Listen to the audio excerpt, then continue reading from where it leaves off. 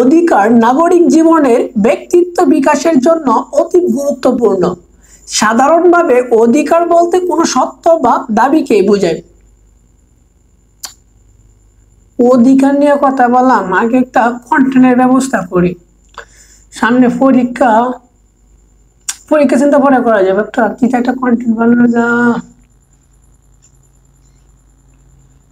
Content idea আসতেছে না, কি করবো? এই বইলে মাথার মধ্যে সারাদিন ভিডিও চিন্তা ভাবনা করি, ভিডিও মাথার মধ্যে দাঁড়িয়ে।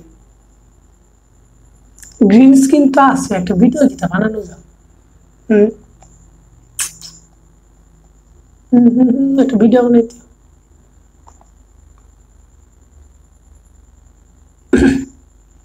একটা মনে এত ব্যথা, চাইবি যে যাই চোখের পাতা।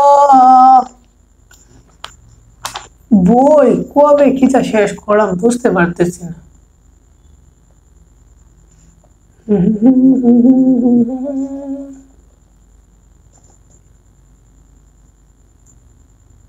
কিন্তু এ দাবি স্বীকৃত ও সংরক্ষিত না হলে অধিকারের সৃষ্টি হয় না। সমাজ ও রাষ্ট্রের মধ্যে আর স্বীকৃতি ও সংরক্ষণের ব্যবস্থা হয়। ভাই মাথার মাঝে চিন্তা ভাবনা, একটা কন্টেন্ট ক্রিয়েটারে এখন যদি আমি বই পড়ি, রাষ্ট্রবিজ্ঞান যদি পড়ি, রাষ্ট্রবিজ্ঞান মাথায় কোনো কিছু ঢুকবে না। কেননা এখন আমার একটা কন্টেন্ট চিন্তা ভাবনা করতেছি, কি একটা কন্টেন্ট করা যায়।